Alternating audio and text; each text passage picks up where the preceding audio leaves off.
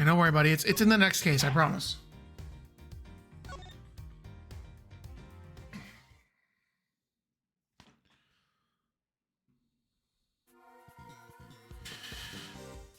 All right, so let's see.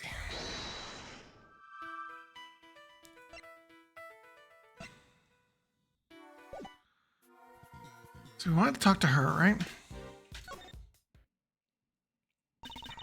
How about that? A little help from little old me, and y'all made a giant leap close to solving the case. Closer? Sure. If baby you mean we wound up going after the completely wrong kidnap victim. She must have barely looked at the photo at all. Oh, really? And here I thought I'd given y'all tip of the century. My bad. It's not your fault. It's ours for putting our trust in unreliable sources. We'll just have to learn not to do that again.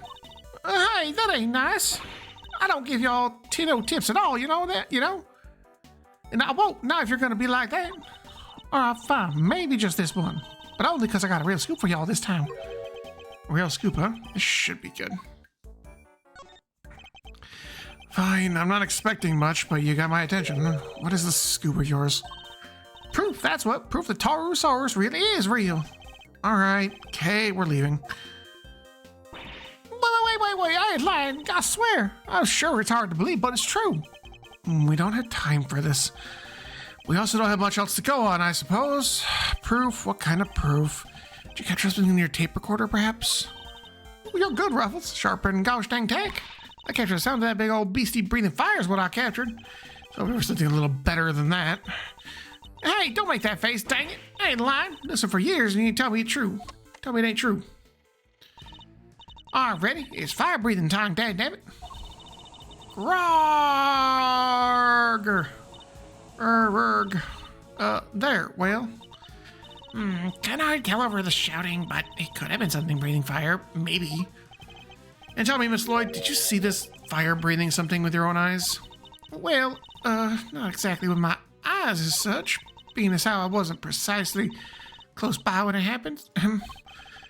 Surely the real Taurosaurus would have been pretty hard to miss no matter how far away you were standing. Well, see, I was far away, but also recording via what you might call non-standard means. What do you mean? Would you mind explaining what you mean by that? No, I really dug myself a hole here, huh? See, I might have rigged me up a little wireless intercept, hoping to do a little scoop detecting. That's so sad. Poor insect.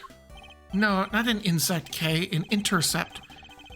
She was listening out for radio signals. Also, how dare you, Jay? It would have allowed her to listen in on my nearby transitions. Me and the Chief been down here for the big building stiff around these last couple days. Looking into Miss Hart's trip about the underground auction, I assume? Which would mean that you've been listening in on all the radio signals in the area, too. Sure have, which is how I wound up hearing the most thunderous, ear-splitting noise you ever did hear. The pounding of feet, the electricity in the air, this was it. Taurosaurus the last. You made up everything except the roaring sound, didn't you? Long and short of it is that you didn't actually see anything, correct? Hey, I don't need to see things. I'm a writer, you hear? Anyhow, I kept listening till down the line comes your pal there's voice hollering to fit a band. Fuck you. You're a good friend. Wow, fuck you. Eavesdropping coward, why don't you come out and show yourself? Oh, what was that sound?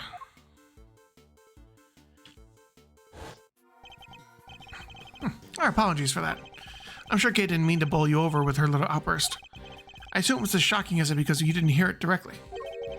Came through your headphones while you were listening to the signal from the bug, didn't it? What? Are you saying she planted it?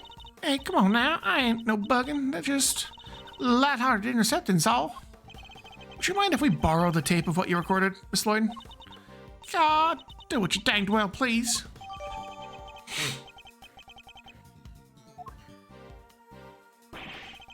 Oh, Mr. Edgeworth.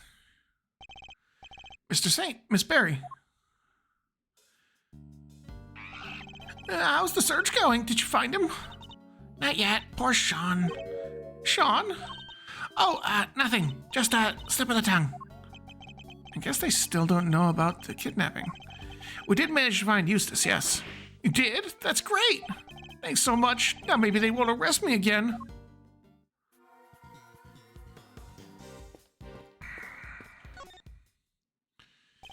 You're amazing, Mr. Edgeworth. How'd you find Prosecutor Winter? It's a serious investigative magic, that's how. It's pure luck, actually, but never mind. You didn't even need our help, huh? That's not true. Thanks so much for joining the search. Where did you go, by the way? Oh, this place a little way away called Sunshine Coliseum. Do you know it? Sunshine Coliseum. That's over by the harbor. There were a whole bunch of people there for a big event. We thought it might be worth a look. You mean like a festival? Ooh, that sounds fun. Wish I could have gone and checked it out. Oh yeah, it was super fun. There were food stands and fireworks. Simeon didn't like the crowds much, but... Hey, you don't have to tell him that. It's alright, it's decided. When this case is finally over, we're all going to the festival together.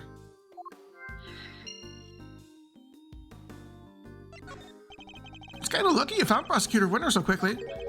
Luckily, in one way. We have to go practice soon for the show. We wouldn't have been able to help for much longer anyway. I see. I'm sorry to have kept you from your duties at the circus. Oh no, it's nothing to worry about, really. You were glad to help. I'll do anything if it helps make sure they don't arrest me again. You really helped me out by finding him. I'm so relieved. Of course, just because they found him, that doesn't mean we'll find Warden Lagarde guilty. What? You mean they might still throw me back in jail? No, I can't go back. I can't. Come on, Kay. Do you really have to torment the poor boy?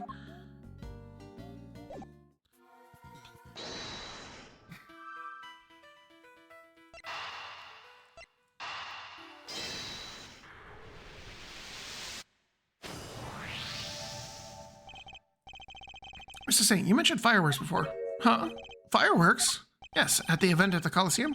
Were they sending them off during the daylight hours? Oh yeah, there's a bunch went up when we were there. What are you thinking, Mr. Edgeworth? The loud bang we heard. What if that was a firework? Huh? 1 second, you'll get away with this. Oh, don't worry. I'm counting on you at least trying to track me down. That'll be half the fun. Okay. Not that I rate your chances of bringing me to justice very particularly highly. For the bang to be clearly audible over the telephone, it must have been pretty loud. Which means fireworks, which means the Coliseum. So the kidnapper was near there, right? But how near? If the fireworks were that loud, you could possibly hear them from pretty far away. Yes, the area we need to search would be too broad even to consider doing it ourselves. But the police were to lend a hand.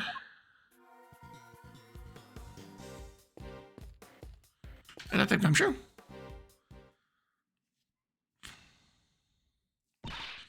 Stop, Gummy! Why are you running away from us? Detective Gumshoe. When you gave up your badge, sir, I didn't know what to do with myself. Right where you are, Detective. So I thought, if you weren't gonna be a prosecutor anymore, then maybe I shouldn't be a detective either. But I was wrong. Even if you're not around, I'll always be a detective. My job will always be to investigate crimes. And as detectives, don't just investigate when prosecutors ask us to. We have to be able to look into stuff ourselves, too. Is that what you were doing just now? And back then, too. You should thank your former subordinate for what I'm about to share. In his desperation to help Kay Faraday, he gave me a valuable piece of information. She did that. So Rosie Ringer's autopsy report. When I went down to the detention center to see how Kay was doing, when you get to my level, you don't uncover the truth, you make it little by little. Kay Faraday, murderer, that's the truth I created. Yes, my boy, that's what I like to see. You overheard that? Yeah, so I went back and looked over the evidence, took out a little something I thought might help. No way, Gummy, you're the best. I'd be in prison right now if it wasn't for you. My pleasure, kid. Good to see you got your memory back, by the way. Thanks. So anyway, like I said, I'm investigating stuff for myself these days, and that's that. Wait, Gummy, don't run off again. We get it. You can look into stuff for yourself now. That's great. And it helped me right when I needed it most. But right now, we need you to work with us. I'm no longer a prosecutor, or indeed anything, but we're investigating a case regardless. And I ask you to sit not as a prosecutor, but as a friend. Detective Gumshoe, will you help us?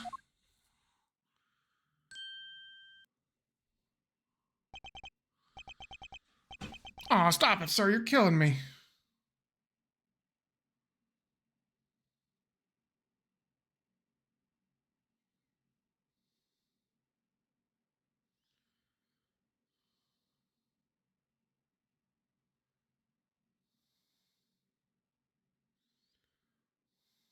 Hold on, I'm getting a text from my parents.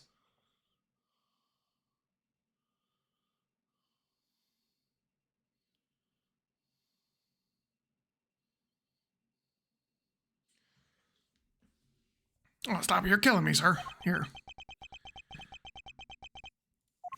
Come on, Gummy.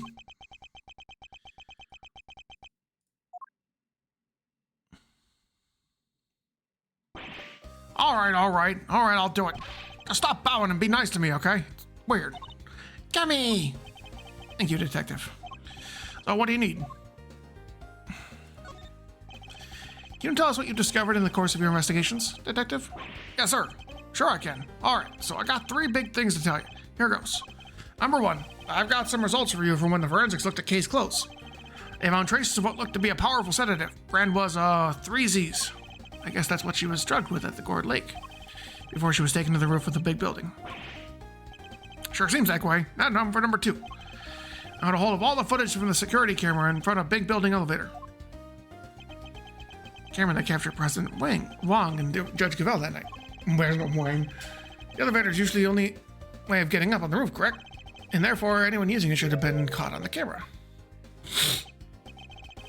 That's right, so winding the date back 2 nights ago, we should have been able to see Kay being carried up there while she was out cold.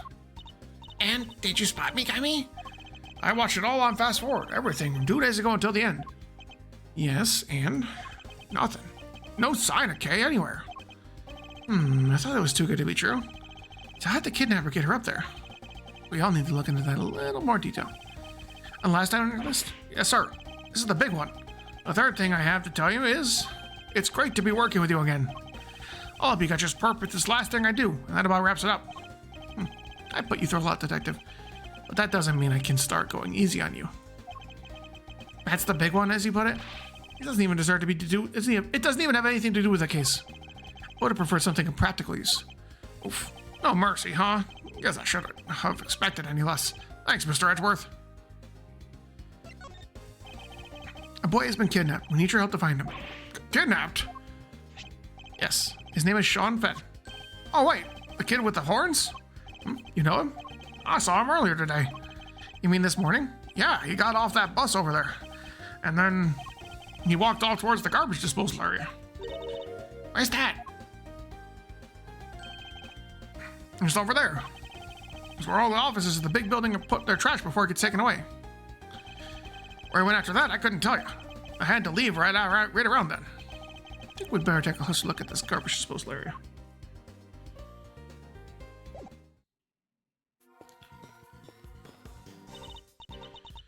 So Sean walked off in this direction, huh? It seems so, yes. Perhaps we'll find some clues as to his current whereabouts. He's got his fucking milk. This milk carton. That's the same brand Sean drinks. Something happened to him here. I'm almost certain of it. So they keep it locked up tight, huh? I guess they don't want non-residents disposing of their trash here. The trash is collected at 11 a.m. I guess that's why the enclosure is empty. There was a ton of stuff here earlier, too. Big stuff, too.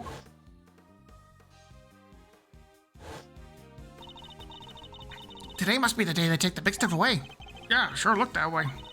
But the big squisher machine squished it all up good anyhow. They don't do that with the larger items. They just take them away as they are. They do, huh? How do you even know that, sir? Wait, Mr. Fender's pretty keen for you to join them, right? I'll bet he sent you some kind of pamphlet on how to throw your stuff away for when you move to the office. You're spookily insightful sometimes, Kay, but only sometimes. Based on what we've seen and what Detective Gumshoe told us, I think there's a strong possibility that Sean was abducted from the garbage disposal area. Yeah, it's kind of out of the way for prying eyes, huh? But why would Sean even come here in the first place?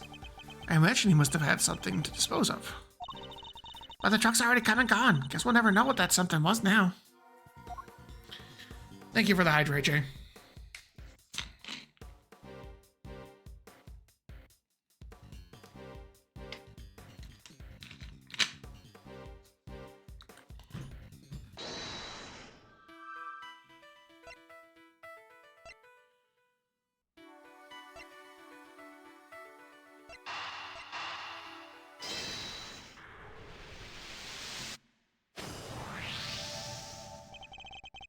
Only 2 vehicles came through this morning, the taxi and a blue truck.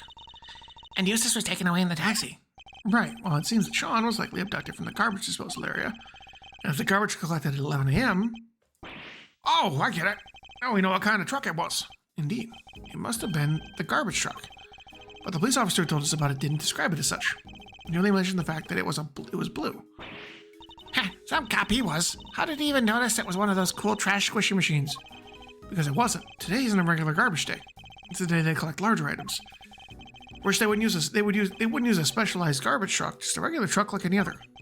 But it wasn't a garbage truck. But it was a garbage truck nonetheless. And where do garbage trucks go? To the dump, right? Wait a second. So you're saying the kidnapper disguised themselves as a trash collector? But then the truck would have probably have been fake too, right? So maybe it didn't go to the dump. No, I'm reasonably sure the garbage truck was real.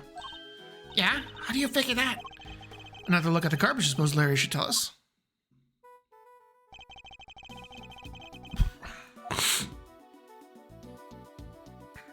Take that! Wait, you're saying an important thing here? Oh, it's probably the lock.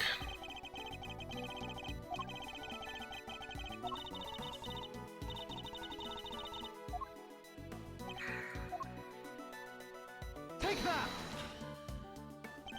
The garbage disposal area is kept locked. Oh yeah! So only a real garbage collector and the real garbage truck could have opened it. Precisely. The garbage truck can't have been fake. Razor abducted Sean, put him in a large cardboard box they'd prepared for the job. Now, mixed that in amongst the other oversized items, and the garbage collector would have taken it away, no question asked. Exactly. Allowing the kidnapper to await the truck's arrival at the garbage processing facility. They could then claim to have thrown the box away by mistake and collect it without incident. Alright, so where do they take the garbage after it leaves here? Let's see.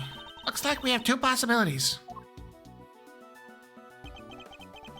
The garbage processing facilities was Sean taken to. Might serve as a clue.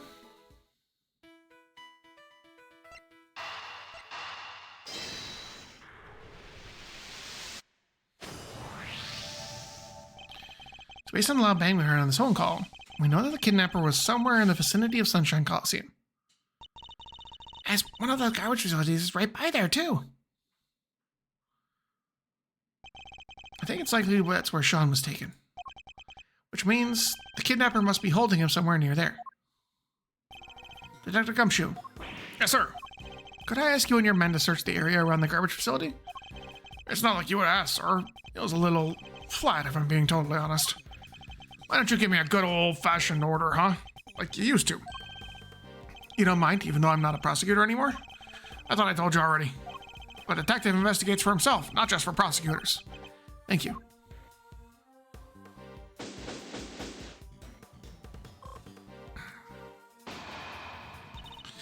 Mr. Edgeworth, we're almost out of time.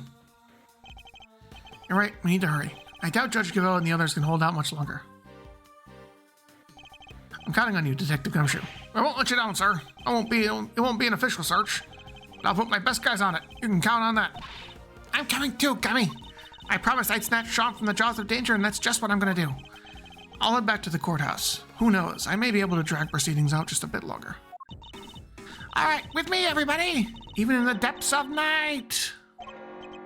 God, it's already striking 2. There isn't a moment to lose. Yes, sir. But I didn't finish. With no other bird dares take flight.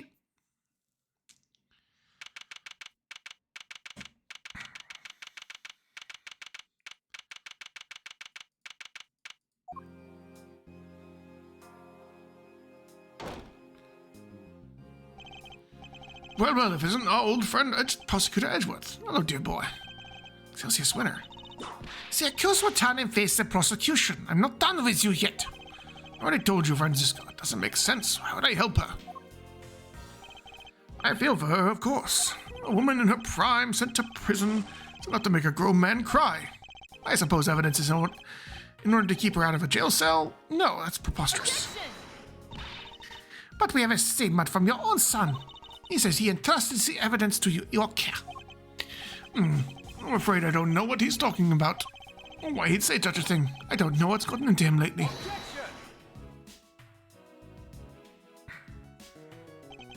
If I could prove that you and Warden Lagarde are much more closely associated than you claim.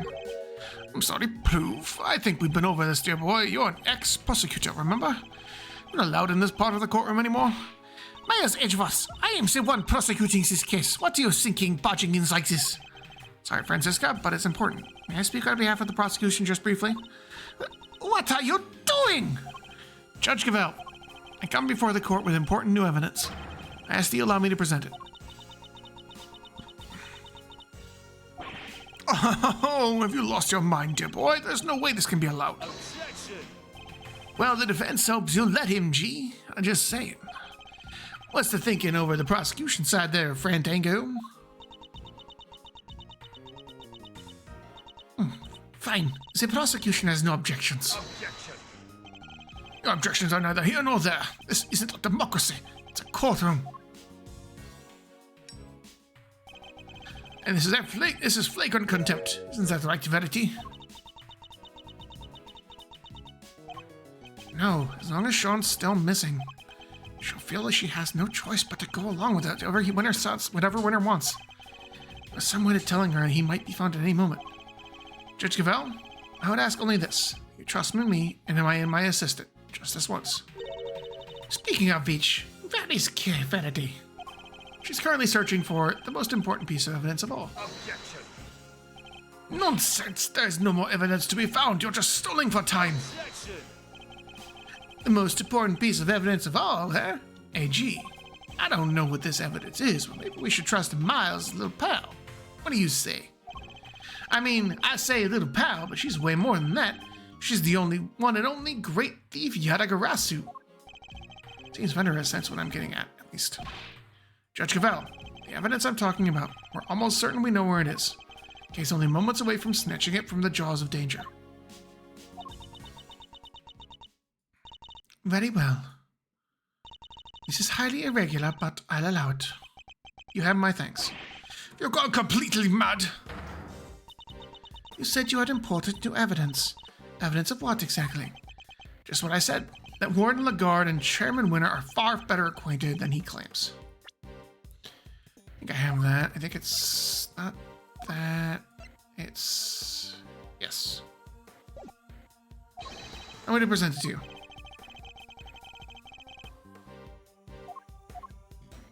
Take that! This document is a report regarding the interrogation of a certain someone. Oh yeah? And who might that be? The late Mr. Bronco Knight. And the interrogation was to be carried out by none other than Warden Lagarde. Wait, is that the interrogation where... yes, where Knight was killed. This document shows Warden Lagarde planning to air interrogation in which Mr. Knight was murdered. He did burn his beard, but apparently he got a new one. This is important evidence. Myers Edgeworth, you referred to this document in question as a report. Would you care to elaborate? To whom was this report addressed? Very good question, Miss Von Karma. And the answer is most important new revelation of all. We recovered this document from a safe in the storeroom on the 51st floor of the big building. That's the storeroom where the lots for the underground auction were kept. It is. An auction, if you recall, that was presided over by one Excelsius Winner. And that is to whom the report in question was addressed. Do you still mean to insist that you and Warden Lagarde barely knew one another? I'll refrain from commenting on that matter for the moment, if you don't mind. What? I don't believe it's been conclusively proven that I was the auctioneer yet, has it? Have you forgotten the events of this morning already? I think I proved that fact more than adequately. I'll admit defeat in that particular arena, yes, but that was not the courtroom. Can you prove the same thing here, my boy? I was the ringleader, did you call it? If you can't, then, well, you certainly can't prove that the report was addressed to me. You won't wriggle your way out of this one. So unfair. Tell him, Verity, please. I'm not being slippery at all. Being extremely reasonable, wouldn't you say? Unlike you, when you permitted Mr. Edgeworth this bizarre interlude, that was most unlike you. It's saddening, truly it is, to see you failing your sacred duty to the law.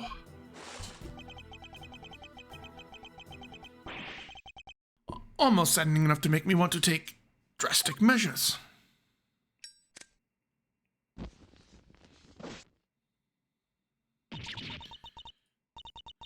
You're right, of course. Until a fact has been adequately proven in the courtroom, it cannot be truly considered fact. I'm afraid I have no choice but to ask that Mr. Edgeworth's theory be struck from the record. It's no good. She has to know for certain that Sean is safe. I'm sorry, my boy, but what counts as truth out in the field and in the courtroom are two different things. You're more than willing to bend the truth in the courtroom. Is that what you're saying? Oh, you're a scurrilous soul. I'll do no such thing. I'll simply accept the court's verdict as the truth. Should it choose to acquit me, as you do. If we can't find the missing evidence, we're in trouble here. Well, Verity, I think we've heard about all we need to, don't you? There's no way that evidence is turning up. Ever. A quick not guilty and we can all go home. Objection!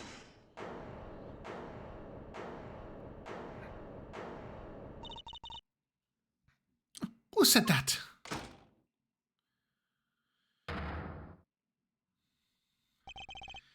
Dad? Eustace?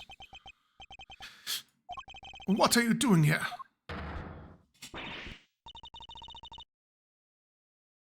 Mr. Winner, what is the meaning of this?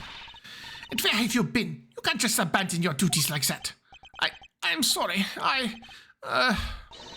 You're unfit to be a prosecutor. You are a complete and utter disgrace. Why, Eustace, why can't you get into your head? This is no place for an incompetent fool like you. Dad, I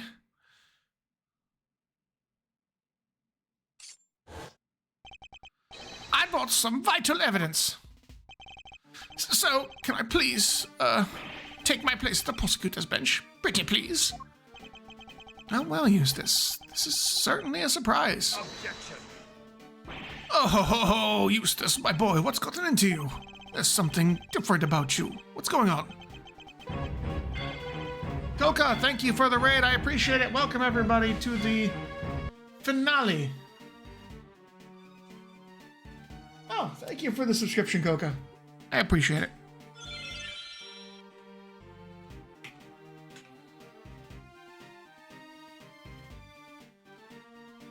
Welcome, everybody. We're going to be trying to finish up this this game tonight, so I can start a new game on Sunday. Should be a good time. Hopefully you had a good stream. Hopefully Monster Hunter was fun for you. And yeah, we're gonna keep going right back into it. Dad, come now, my boy, spit it out. What is it? Do you want Daddy to play catch with you? That's it, isn't it? All right. Why don't you run along home, and I'll be with you soon. Get back on the stand right now. What's gotten into you, child? You're shaking like a leaf. Objection! Judge Cavell, the prosecutor in charge has arrived along with important new evidence. This trial is far from over. Surely you can't call it into proceedings just yet.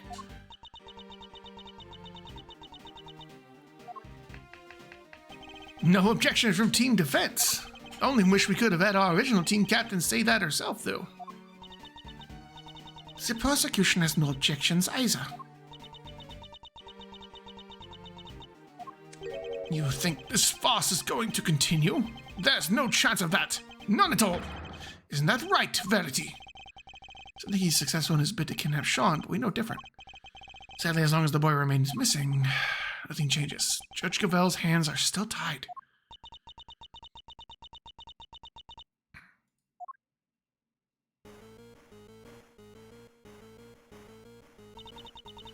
That sound.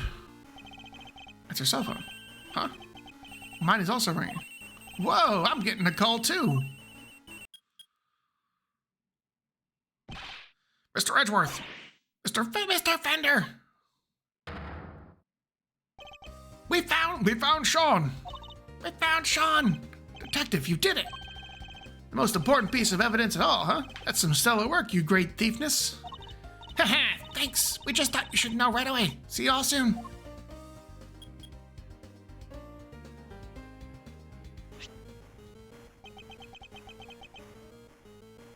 Judge Cavell, it's for you.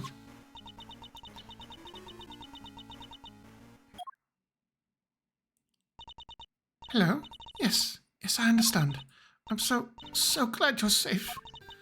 Be sure to thank everybody properly. You'll do that for me, won't you? Right, be careful. I'll see you back at home.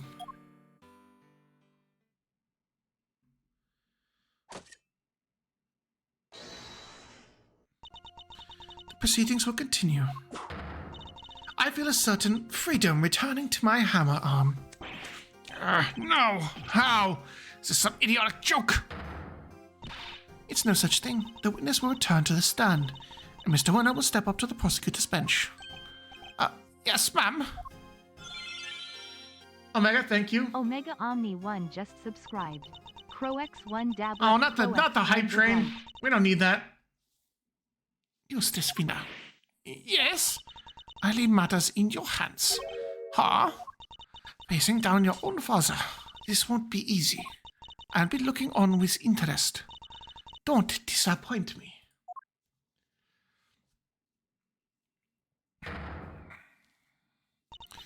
Very well. Is the prosecution ready to proceed? Mr. Winner, you mentioned some evidence you wish to present to the court. Yeah, so, the knife and the chisel. Whoa, you tracked down the missing murder majigs? Well, Mr. Winner, did you? About that, No, I couldn't find them. I searched everywhere, but I was too late. Too late? How so? I remembered something. I saw Dad in the garage this morning. He was carrying something wrapped in a newspaper. Where are you going, Dad? Oh, Eustace, I was, just on my way to throw out some trash. And then I heard this tinkling sound. Tinkling, huh? Let me guess. The bell from Mr. Kenneth's chisel. You mean to tell the court that you believe the witness disposed of the evidence? I tried. I tried my best, but I was too late. I'm sorry. You said you looked everywhere.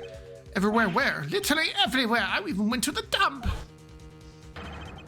Got down on my hands and knees and dug through the garbage. I figured that stuff had to be in there somewhere. Wait, that's Eustace? Hey, what are you doing here? Rude, he totally ignored me. So that's what he was doing. And he even went so far as to search the dump. But all I found was this. And this is a little pungent for the one thing. Yeah, and you're a little on the ripe side yourself, kiddo. I can smell you from here. What do you expect? And the knife? It's probably somewhere among all the trash. But there was too much to go through on my own. Very well. Court will accept this item you have presented into evidence. Oh, you have outdone yourself, Eustace. Never failed to disappoint, dear boy. You dug through the rotting garbage with your bare hands, and that's all you have to show for it? Ha! Oh, you drive me to tears. Really, you do. Objection! Might be a little soon to turn on the Waterbergs just yet. Dad, let's take a closer look first. You wish to waste your time? Be my guest. Hey, Eustace, Miles, do this devastatingly handsome old defense attorney a favor, will ya? Hit this guy full in the face with the truth. Seems Fender's on board. Good. Now let's see if we can't find an opening. Mr. Werner, could you show me the recent evidence you found? Oh, sure. Let's open it up, shall we? We can only hope it's something of value inside. Could this be the bell that was on Mr. Candace's chisel? Perhaps there was some trace evidence that can prove one way or the other. It's no good. Look at it. It's spotless. Well, Mr. Winner, Do tell, was there anything interesting inside your little scrap of paper? Ah, of course there wasn't. Why would there be? Was it even accepted into evidence? It's literally a piece of trash. Sorry, gentlemen, but the truth hurts. His efforts for nothing? It's true the bell may not have issues to us as evidence. Nonetheless, come on, Edgeworth, we can't give up yet. It's calm and collected as ever, I say, Miles. Unlike my poor idiot son there. Are we to assume that the prosecution has nothing more to say on the matter? Very well. Objection! Not so fast, Gavel. We're not done yet. There's one thing we still haven't looked at properly. Really, my boy, you want us to believe there's more? Desperation is never a good look, you know. Seems Eustace isn't quite ready to give up just yet. And for once, I think we're both thinking the same thing. Namely, that we might not necessarily be dealing with a useless piece of trash. Can't know for sure without looking more closely, but we're talking about the piece of newspaper the bell was wrapped in. Really, we're thinking the same thing. Oh, it's beautiful, really it is. Tear-jerkingly so. Some might call it heroic optimism. Some might call it clutching at straws. But whatever one calls it, to put it all one's faith in a worthless piece of garbage. That takes belief. Let's take a closer look and see if it's as worthless as you say, shall we? Eustace, if you'd be so kind.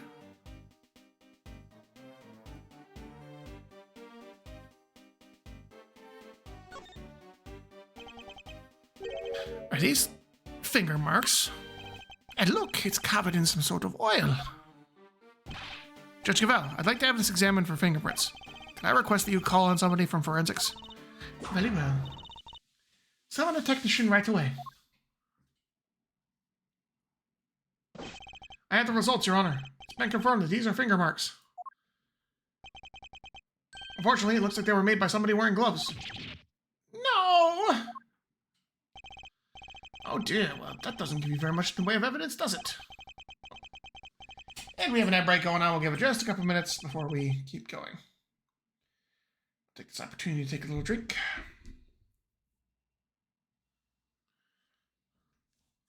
Everyone's having a good time and enjoying the fun so far.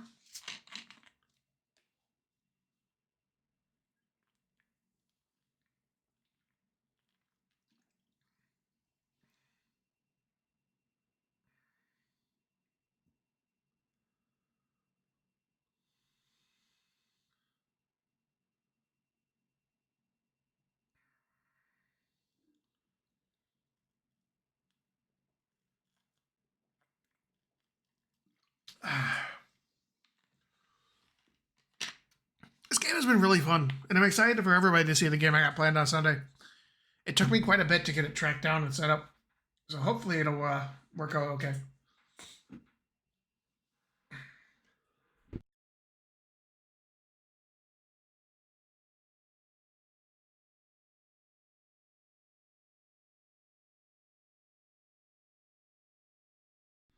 It's likely going to be a longer one, but we'll see.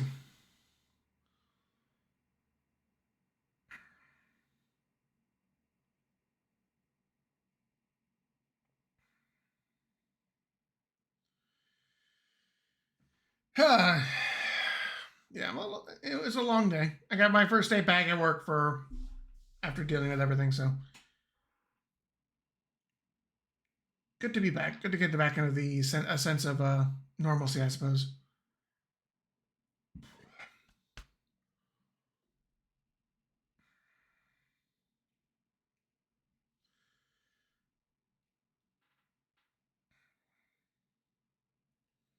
All right, just about done. There we go, everybody. Welcome back.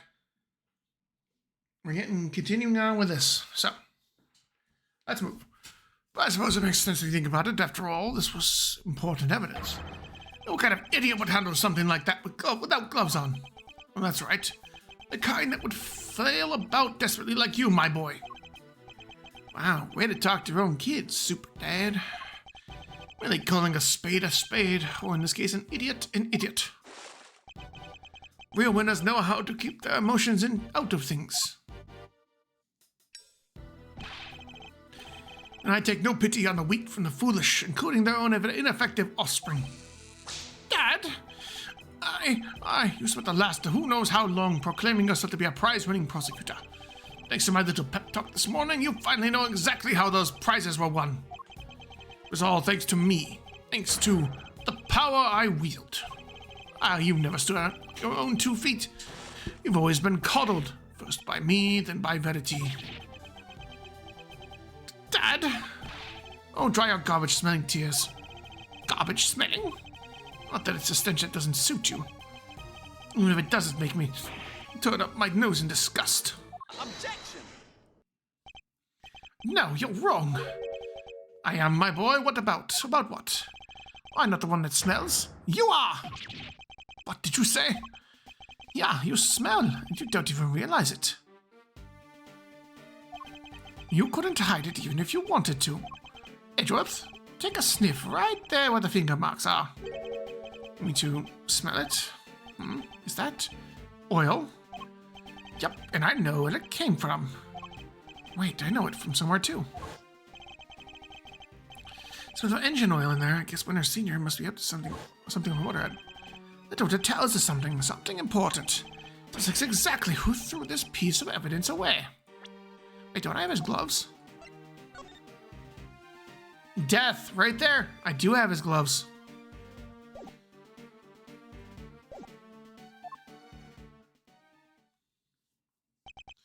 But I guess my dad's right. I guess I'll never be a real winner. I'll be able to keep my emotions out of things. And I'll never be able to stand up to him, no matter what he's done. Eustace. Be strong, Eustace. Remember what you told me.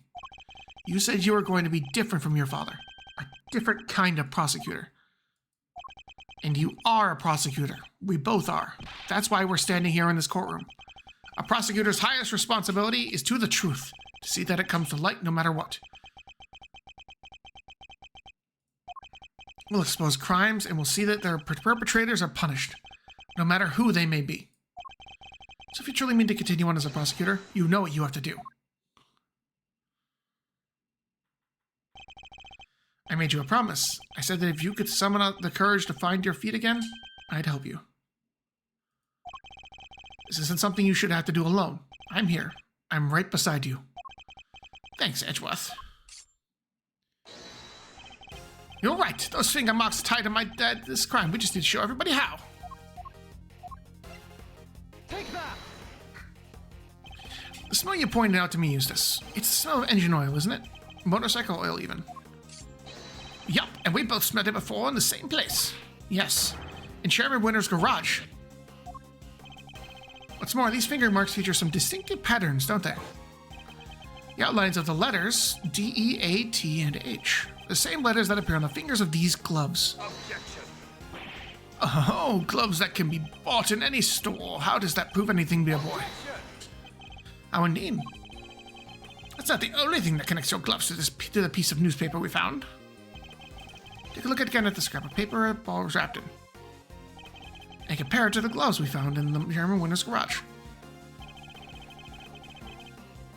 Undeniably connects the two. Hold on, is it this? The A is cut off? Look at the letter A on the finger. Half of it is missing. Exactly as it is on the print in the newspaper. What? I would also like to draw the court's attention to the dirt the gloves are covered in. I think it might be worth having composition compared to that of the dirt on the newspaper. A match would make for even stronger evidence that the print was made by Chairman Winter's gloves. Officer, have the dirt on these two pieces of evidence compared right away. Curse you, Edgeworth, and you, Eustace. Who do you think you are? You're nothing but mere prosecutors. Sorry, Dad. I think it's time you'd admitted defeat. You suppressed vital evidence, and we just proved that in a court of law. And you did it to try and protect the defendant. What do you think you're going to be able to... Do you think you're going to be able to make that stick? You they'll send me to prison? Me? You think you'll be the one to finally take me down? You're a fool, child. A fool. Objection! Just must give it up, Dad. Admit what you did. You think you'll stand a chance without me around? You won't last 5 minutes. You know what? I think I might be okay.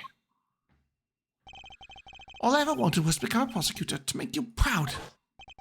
But after your men kidnapped me, and I was lying there in the dark all on my own, I got to thinking. Thinking how powerless I was in all of this because of you. I almost gave up. I almost lost sight of the truth. But then... Edgeworth appeared out of nowhere and showed me the way forward. I don't need your approval anymore, and I don't need you. After all, I found that evidence on my own, didn't I? My men kidnapped you? What are you talking about? I guess the courtroom is as good a place as any to tell you the truth, Dad. Be careful what you say to me, boy. You may live to regret it. You're a fool, Eustace, and you always will be.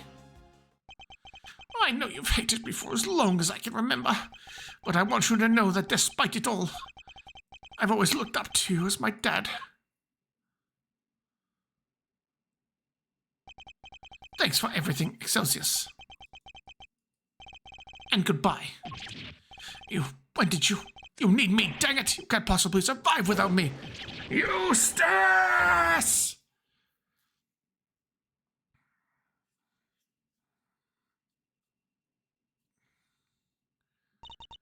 The court hereby accepts the vital evidence into this case was suppressed by Chairman Winner.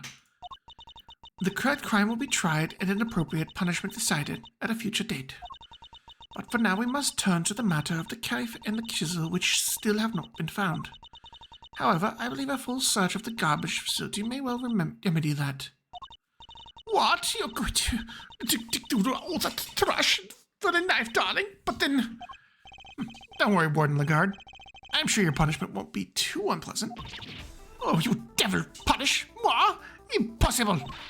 Excelsius, you blithering buffoon, what did you do? What did you do? Oh, you swaggering bastard, had they never declared me guilty, and now this!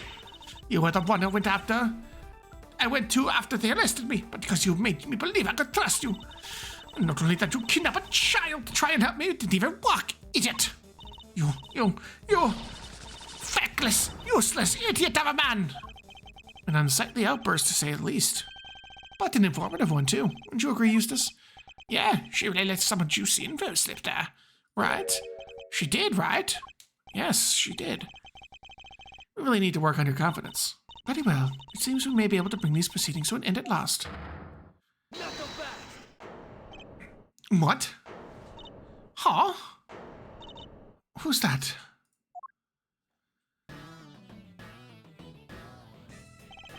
Sorry, Judge Cavell. Your happy ending will have to wait. Langshi says the end of the trial is not necessarily the end of the matter. Who are you? Just a lowly lone wolf investigator by the name of Xilong Lang. And you have some sort of objection to these proceedings, I take it? Not really. Your suspect over there is guilty for sure. Guiltier than you know. Lang. Like the Lang from 12 years ago. Yup, good to see that you're finally about to pay for your crimes. Even if it did take a while for you to get what was coming to you. Agent Lang, explain yourself. Are you familiar with the SS5 incident? I certainly am. It happened 12 years back. Wait, 12 years? Look, a lot happened, okay? That was all 12 years ago or more. My father and the president being friends, our family being the ones who kept him safe. He just changed one day, and it was like he became a different person. Now he doesn't trust the police one bit. What happened 12 years ago? It's all be connected to Angel Lang's father and his relationship with the president somehow? Fifi Lagarde and Excelsius Winner. In the flesh, I've waited a long time for this day. After all, you're the ones who threw my family name into the dirt. Eeh. I'll wait to assume you have some personal connection to the incident in question. I do, but I'm not here to talk about the past. Not yet, anyhow. Right now, I'm here for you, Cavell. Me? You and one other person.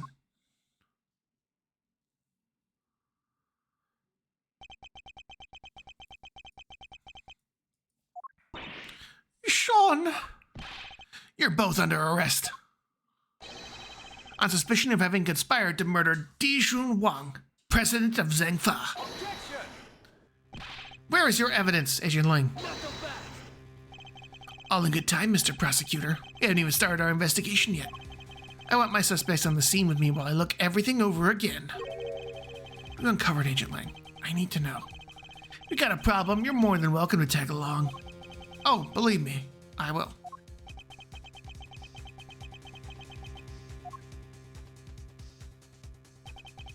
The end of the trial is not necessarily the end of the matter.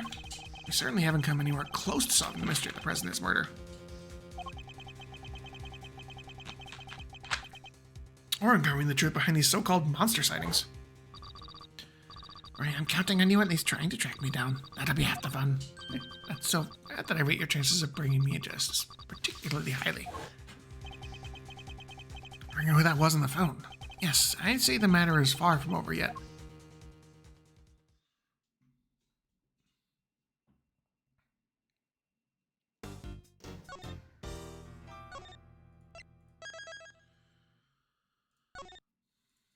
It's still the beginning. I might not be able to finish this tonight. I may have to play a little bit Sunday.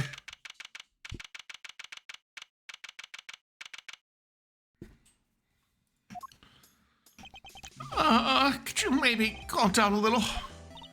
Calm down? No way, Jose. Not until y'all come clean. That's for your own good, dang it. Our intrepid reporter refused to give up, even in the face of repeated stonewalling from the crew. Look, you ladies need to stop harassing these people, or I'll have to ask you to. You cops sure got a lot of nerve. Y'all are the ones who let Taurosaurus run wild. Hoping to hide the fact that they breed this menace themselves, the staff cling desperately to their story. Look, we're really not breeding anything. This is a movie set. Says the gal who told me she don't see Gordy with her own danged eyes.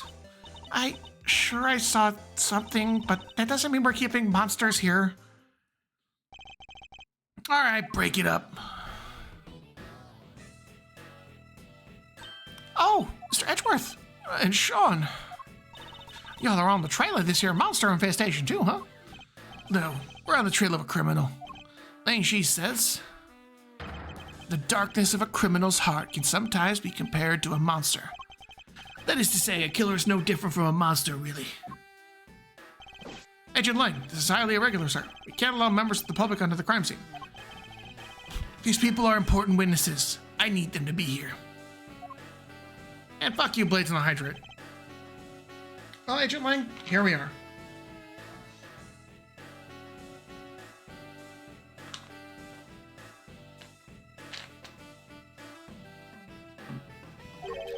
Where do you intend to begin?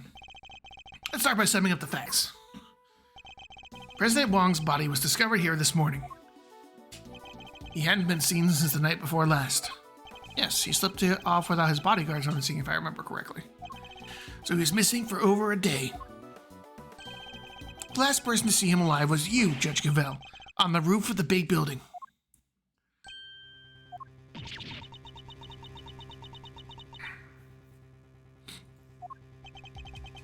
Why did the two of you arrange to meet?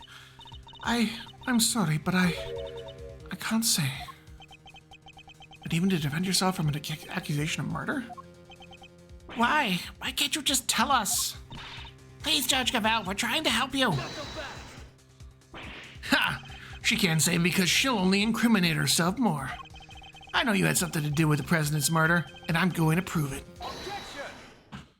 You said yourself that the body was only found this morning. How do you explain the time that passed between Judge Cavell's meeting with the president and then? Not so fast! That's exactly what I'm hoping we're about to find out. I'm particularly interested in what happened last night. So why don't you tell us exactly how it all went down? Sean Fenn. Me?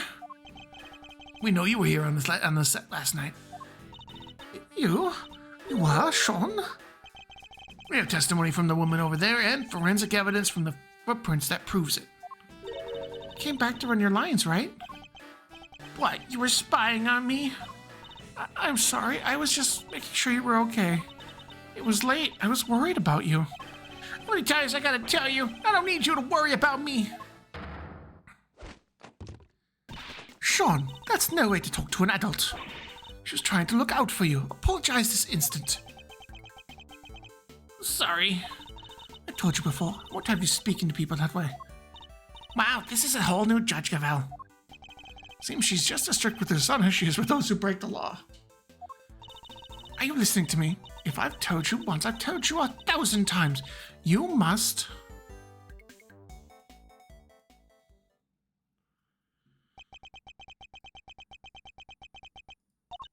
And I want you to remember that, all right? Can we get on with the investigation now? Oh, of course. Forgive me. I don't think I've ever seen her so passionate about anything. Guess Judge Gavel, the mother, will take a little getting used to. Are we to understand that you're accusing Sean of being involved somehow, Agent Lang? I just want the truth. I need to know why the president was killed. And by who. And I don't care what it takes. I'm going to find out. Guess it makes sense for him to be so determined. The president was practically family to him. Alright, Sean. Perhaps you could tell us what happened last night.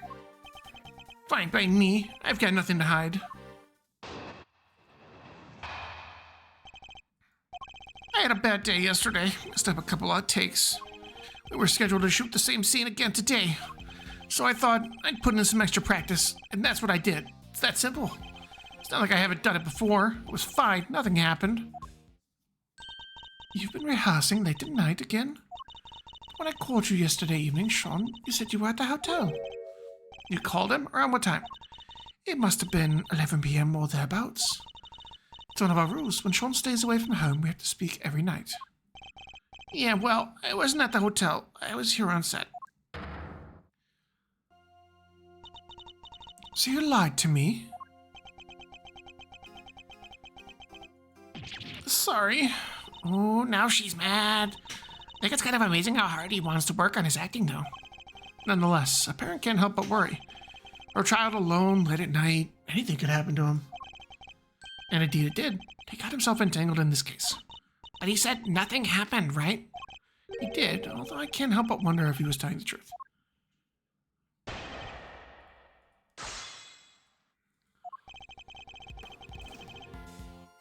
Hold it!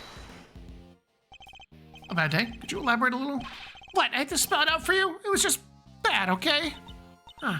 Guess what do you think? Did he drink too much milk, maybe? How did you... I mean, no, nothing like that.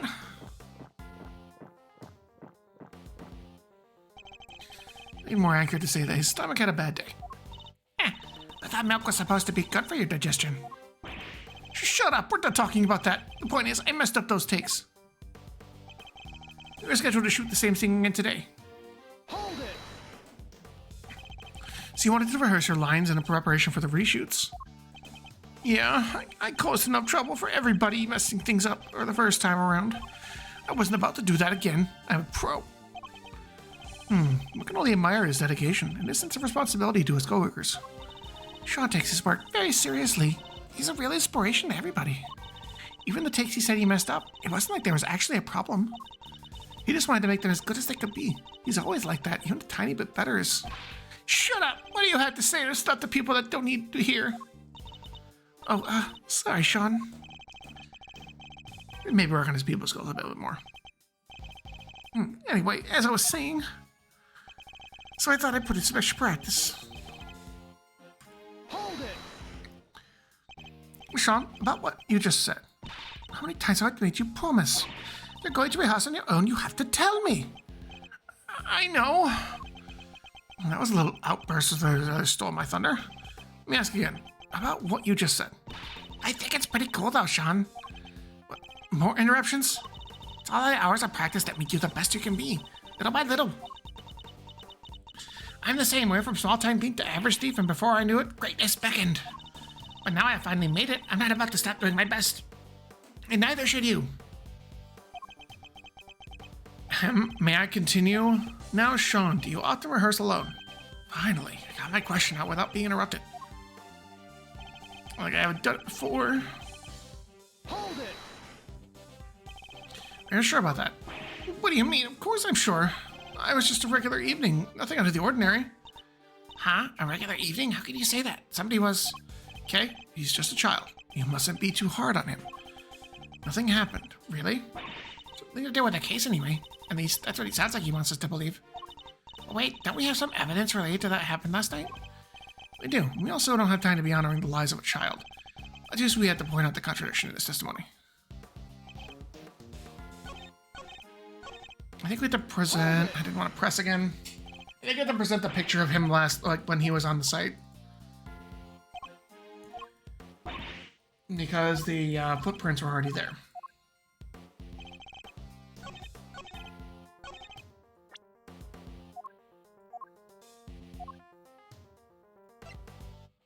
Let's see.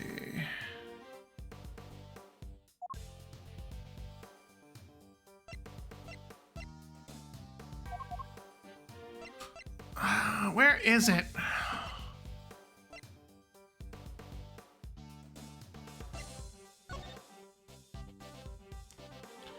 There we go. Objection!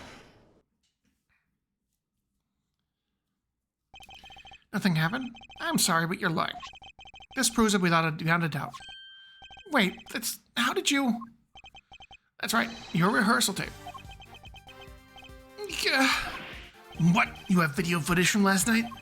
We do, and if you watch it, you'll see that it was no ordinary evening. There's a footprint there already. There is, and I'm not sure that it's an everyday sight, even on a film set. Sean, why would you keep this from me? No reason. Not so fast! Liar. That's done my work on your mommy, kid, but it's not gonna work on me. Why did you hide the tape? Sean, you have to tell us. You... Look, I just didn't want anybody to see me rehearsing, okay? I don't like it.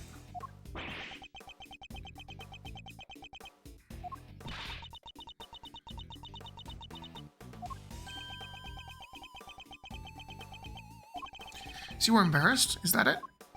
Yeah. What's so weird about that? Not so fast! That's what you didn't hand over to vital evidence? Sean, how could you? Ah! Give me a break. You don't know about it. Do it, you? Sure, the footprint was there, but I just ran my lines and went home. That was it. What? Ain't nothing about the giant monster footprint struck you as weird? It's a giant monster footprint on the set of a giant monster movie. Like there isn't all kinds of other weird stuff around here. I don't buy for a second, Chief. There's something hinky about this kid. And I'm as sure as I'm standing right here. Thanksgiving there is. He's had a scoop under their horns. Or my name ain't Lockhart. Oh, shut up, both of you. I'm done talking. Objection! No, you're not. What? The footprint there isn't the only strange thing about last night. Unusual occurrence happened yesterday evening.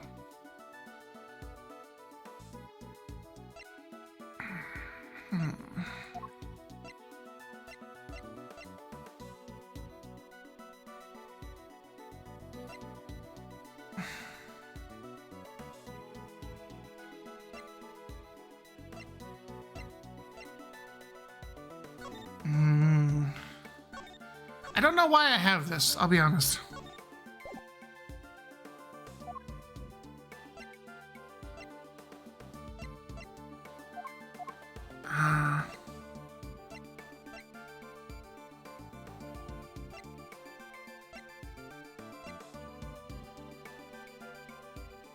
Take that! The model of the Torosaurus head fell from the roof of the trailer last night. Do you expect us to believe that you knew nothing about that? I don't know what you're talking about. Is that so? I told you. I ran my lines. I went home. That's it. What do you want to know about some stupid called falling head? Are you saying you can prove that I knew something? Sadly not. It's entirely possible that the head fell after Sean left. No proof, huh? And this conversation is over. He tells me he doesn't want to talk about it last night any more than this is absolutely necessary. What is he hiding? Not so fast! Oh, they're right there. What is it, Angeline? So it's just as I thought. Thanks, Mr. Prosecutor. This footage of yours backs up my theory nicely. What? There was something else on that tape? Yep, look closely. See the costume up on the top left? Oh yeah, the Torosaurus suit. Something's different. Don't you see it? I'm not sure. He's just kind of hanging out and looking a little saggy. Oh, and the zipper on his back is done up tight. A zipper? Huh? That's... Yeah, I guess you see it, all see it now, huh? On the tape, the zipper is wide open. Why? Because somebody's inside that suit, that's why. What? Mr. Powers, that zipper. What can you tell us about it? Oh, well, we always close it up uptight when the suit isn't in use. That's right, Mr. Prosecutor. And do you remember something else I said not so long ago? Let me refresh your memory. What if your friend Cavell pushed the president off the big building night before last? And then came down here to the movie set and hit the body somewhere. Here, but where? There's all kinds of stuff down here. Costumes, equipment, you could hide it anywhere. And then come back a day later, last night in other words, and take it out again. You're saying the body could have been hidden in the Torosaurus suit? That's exactly what I'm saying. Isn't that right, Cavell? You pushed the president off the roof, just like I said. Then you hid his body inside that costume. I most certainly did not. Protest all you like, I'm not going to believe you. You're the only person who could have done this. I thought we already proved that would have been impossible. The movie set was locked at the time. There's no way Judge Cavell could have been able to get in here. What if she had an accomplice? What? I've got a little theory for you. I think you're going to like it.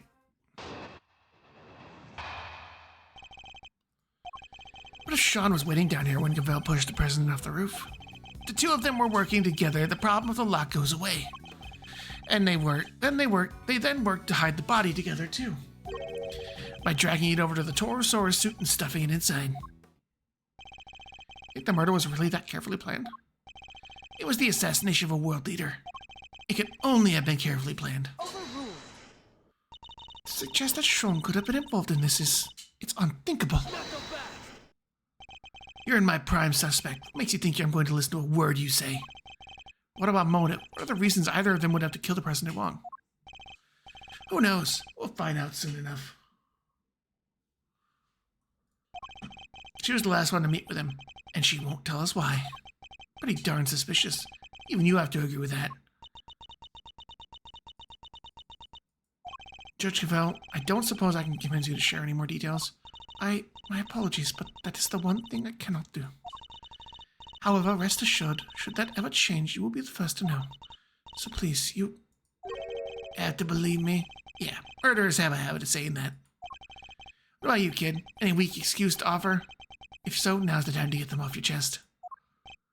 I've got nothing to say to you. Yeah, I'm innocent. Both as tight-lipped as each other, huh? But let me guess, you're still going to try to stick up for them. It's true, Judge Cavell's actions certainly make her seem suspicious. But nothing she has told us amounts to motive for murder, or even the suggestion of one. No, and like I said, I'm leaving motive aside for now. For the moment, I'm focusing on means and opportunity. And for my money, these two had to be working together for their little plot to succeed.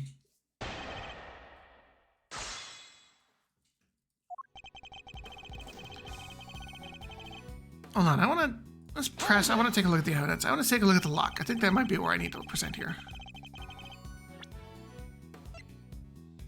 Nation lock on the front gate was left untouched, while the side gate chain was cut sometime last night.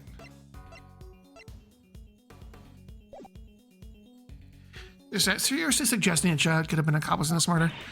Look at him, he's still in elementary school. There's no way a kid that young would be involved in something like this. I think I mentioned he's in junior high, right? Not so fast. Ling-Chi says, "Pity no wolf, be he cub or grizzled elder. It does not matter how young he is. If he's guilty, and he'll be treated as such." Wow, wolf cops have it hard, huh? I'm surprised at you, Mr. Prosecutor. You're saying he deserves mercy just because of his age? Of course not. I'm saying that there's no way he did this, and I'm going to prove it to you. I'll look forward to it. But be warned, I'm only just getting warmed up.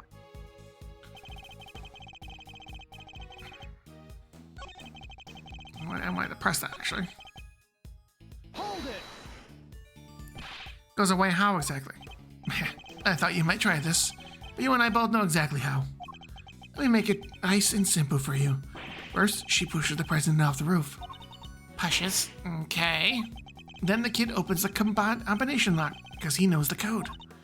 Yep, kid opens code, knows lock, gotcha. Okay, the other way around. And that's it.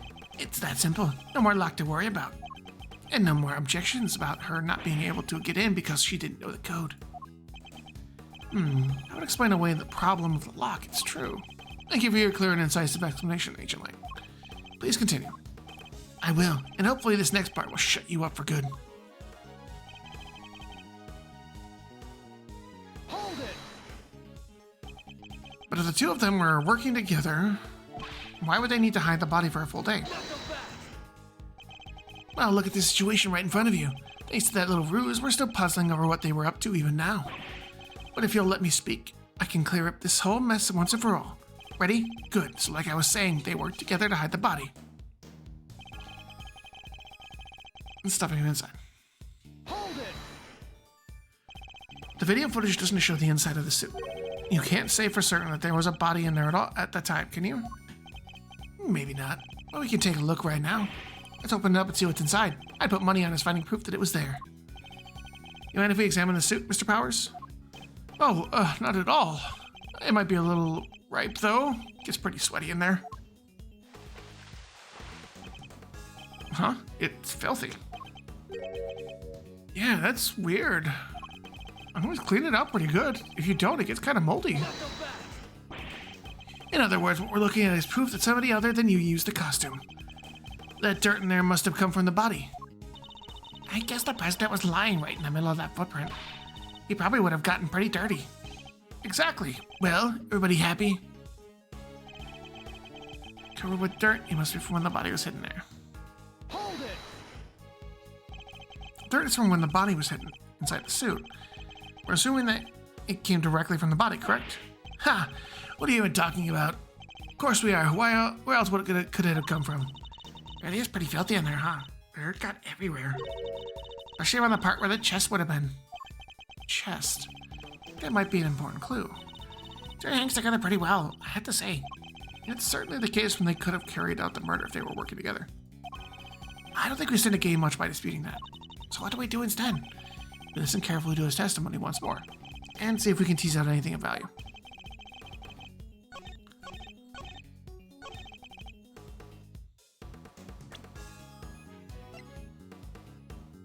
Objection! It's flakes of yellow on his chest, not dirt. So our assumption is that the inside of the suit is dirty because the dirt came from the body. Would it be safe to say that's the case? Why? Is there a problem? But the suit directly in front of the opening is particularly dirty. Yeah, it really is. Look at the victim. The area of his body that would have been in contact with that part of the suit isn't dirty at all. If the victim had crammed in there as you suggest, his chest would have surely been covered in dirt. Fine, so what's your explanation? How did that dirt get inside there? Videotape, there may well have been somebody in the suit at the time. So who was it if it wasn't the president? Come on, Kate, think, where was it? Is something the matter, Kay? I've seen dirt like that somewhere else, I'm sure of it. I just can't think of where. Dirt with weird little gray bits in it? Gray bits, she's right, there is something mixed in there. We're stuck to something else we looked at. Lots of it. We looked at. An item of evidence, maybe. It's probably worth checking. Yeah, it's the gloves. Take that! As Kay pointed out, the dirt in the suit contains small flecks of something gray. And we discovered similar flecks stuck to an item belonging to somebody we recently had dealings with. The item in question being these gloves. You're right, the dirt does look similar. But so what? What are you saying this stuff is? What exactly are these gray flecks of yours? These gray flecks are concrete. Surely they're flecks of concrete. Oh, like all the little broken up bits around the footprints, you mean? Exactly. And who would the gloves on which we found the similar dirt and gray flecks belong to? Chairman Winter! We found them in his garage. That's right, we visited the garage of his home this earlier today. And we found a pair of mechanics gloves covered in dirt. If I recall correctly, a sledgehammer and a shovel, too. would a pair of mechanic's gloves be covered in dirt? I'll tell you why. Because somebody wore them while they used that hammer and shovel. They smashed the concrete to the dirt below, staining the ground with their blood with both substances. Wait, so you're saying... Yes, that we finally know what these footprints really are. Seems highly likely that they were dug by Chairman Winter. Highly likely? Ha, if that's so, then tell me this. How the heck did he make them? What purpose could they possibly serve? Indeed, I imagine they must have been... I think he must have been digging something up. I imagine events unfolded somewhat like this. There's something on this lot that he needed to unearth. In order to do so, he cut the chain on the side entrance and gained access from there. He then used the sledgehammer and shovel to dig out the 3 footprints.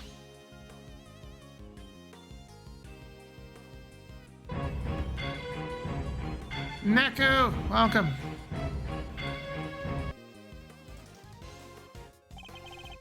Ace Attorney, yeah, welcome in. We're about to have ads, but I'll give you the shout out real quick while we're wait before they start. Thank you. How was Monster Hunter with that bitch?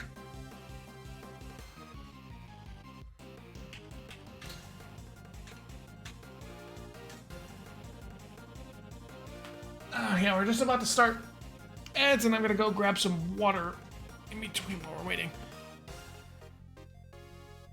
I hope you welcome in everybody from Neku's stream. We're about to have some ads. Sorry about that. Just schedule time. So.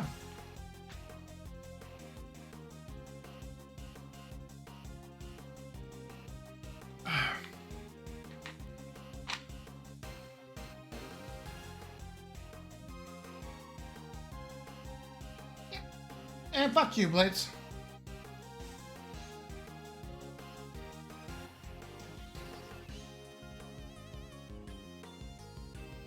I'm just waiting for ads to start so that I can walk away and grab some water. After that, we'll be back to play some more. We're going to do as much as we can tonight, and then we're going to be, hopefully finishing up on Sunday. Because I don't think I'm going to be doing this all the time. Can you force start them? Maybe. I like waiting for them, though.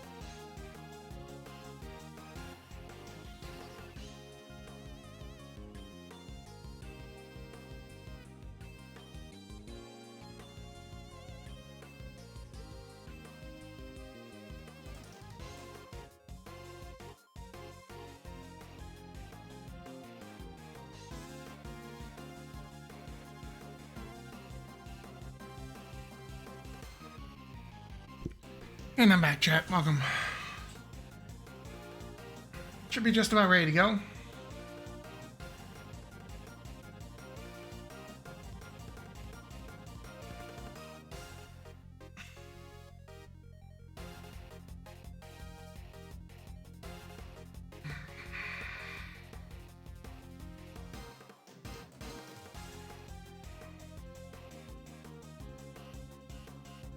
We got about 10 seconds, then we'll keep going.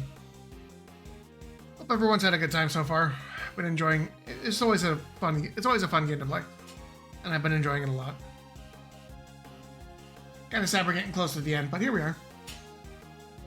Welcome back, everybody. Time to keep going. When he found what he was looking for, he backed it up and filled in all the holes. Ah, but then Sean must have showed up, right? I think he did, yes. Chairman Winter would have had to find a hiding place, and that Torosaurus super provided just that. Gah! You got all that from a pair of dirty gloves? It's good, but it's all just speculation. We don't have any proof that he was inside that suit. He could have dug those holes and gotten out of here before the kid even showed up. But he didn't. And there's proof of that right there in the footage. Shows Chairman Winter is still present when the recording was made. What? Shane Agent Lane didn't notice it himself. We compare the situation as we see it now. Compare the song's rehearsal tape. And compare that to what we saw in Chairman Winter's garage. The bag's right there. The Chairman was so much present.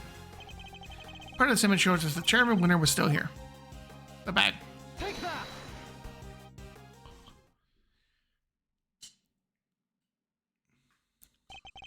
Look at the bag next to the Torosaurus chute. We saw the same bag in Chairman Winter's garage. The same bag, the dirt on the gloves. That has to indicate a connection, surely. I think that pretty much seals it. It was Excelsius Winter in that suit. And if he was in there, the president's body can't have been. Yeah. Good. Seems like I convinced Agent Ling of the flaws in his theory. So I'm gonna get Chairman Winter to Chairman Winter's house right away. We need to know what's in that bag. Yes, sir. Y'all done lost your minds. I can't believe what I'm hearing. What's in the what is this Hawk's wheel? This is all we need. There's Torosaurus footprints, dang it. Ain't no holes dug by no old guy. I think we have demonstrated more than adequately that it's exactly what they are. Don't matter to me none what you just done did. I don't believe it, and that's that. I done told y'all I'd seen that big bad bull with my own two eyes. A giant eye peering through the window. I thought we'd got past that nonsense. God, dude has that nonsense. I ain't about to let that go. What kind of journalists would we be if we did, huh? Responsible ones? But I guess that's the whole problem. Wait. Ain't like it was just about the footprints now, huh? You were seen fraternizing one of them there monsters, ain't that correct, young man? The young lady over there, if I'm not much mistaken. We're never going to get anywhere with these two around. Maybe if we could prove to them that it wasn't a monster either, they might finally drop it. What do you think, Mr. Edgeworth? Any ideas? Prove that it wasn't a monster? Fine, I don't suppose there's much else for it. Let's see what we can do. What are you two whispering about? You're hiding something, ain't you? Admit it. Quick, Tabby, roll tape. Hold it! Could I politely ask that you both calm down? The monster the boy was seen talking to, we know what it was now. Huh?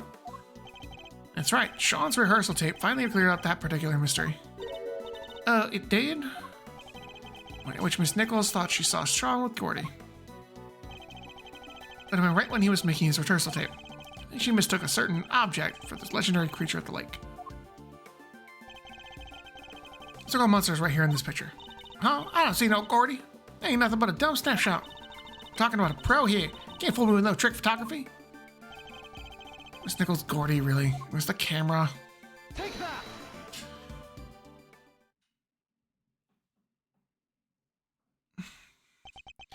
That's right. It was a camera crane. That's what Miss Nichols saw, not Gordy. What? Sean's rehearsal tape was shot from a noticeably elevated viewpoint. A viewpoint that would only have been possible if the camera in question was attached to the crane. Oh, how the heck would she make a mistake like that, huh? How indeed. Miss Nichols? Yes? You told us that you might need new glasses, didn't you? Yeah, my eyesight got way worse all of a sudden.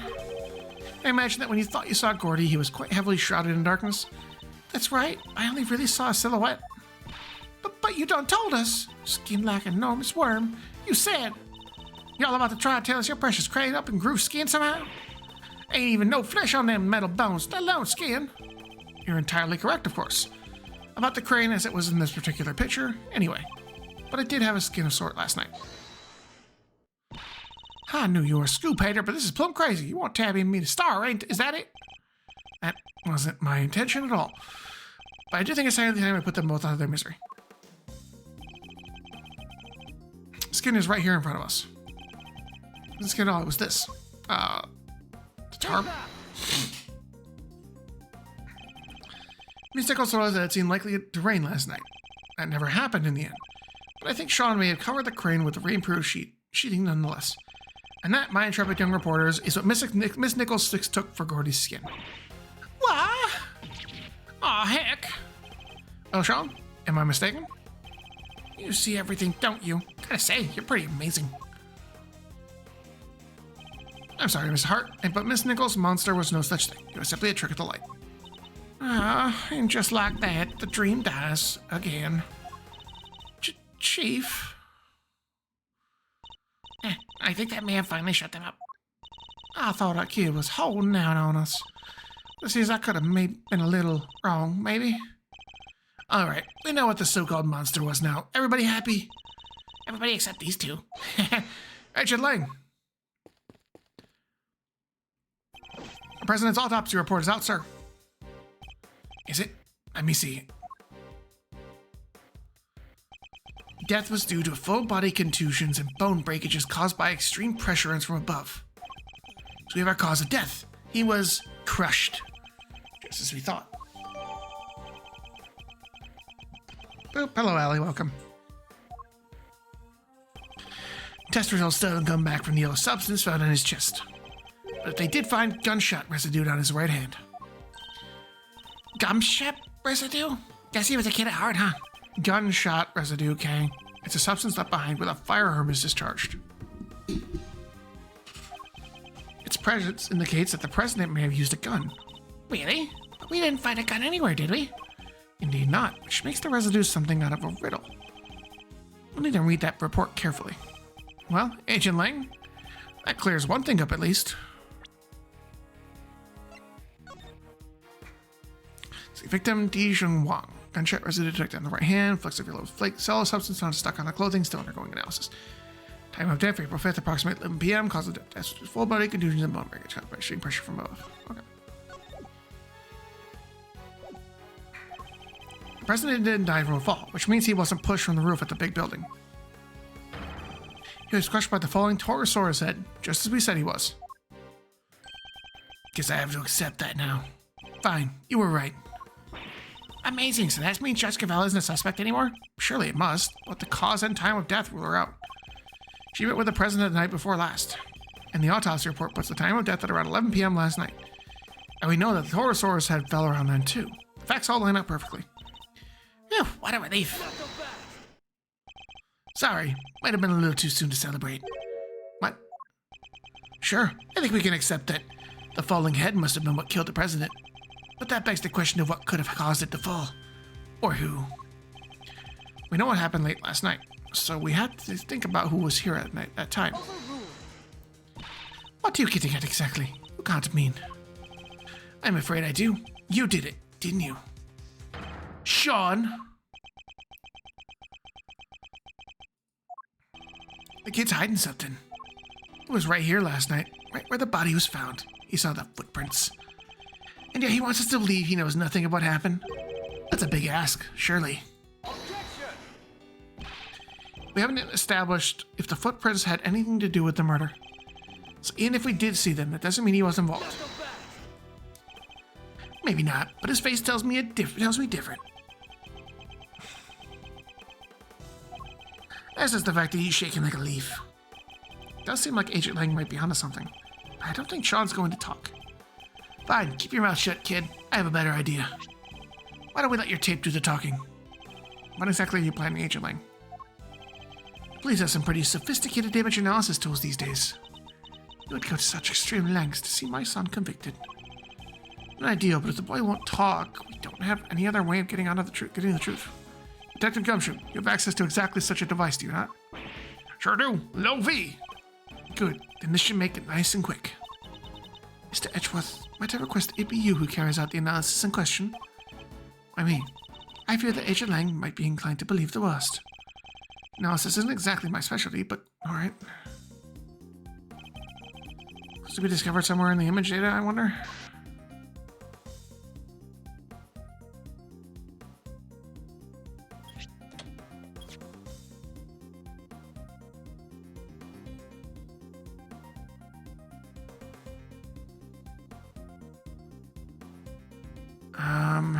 I don't see anything.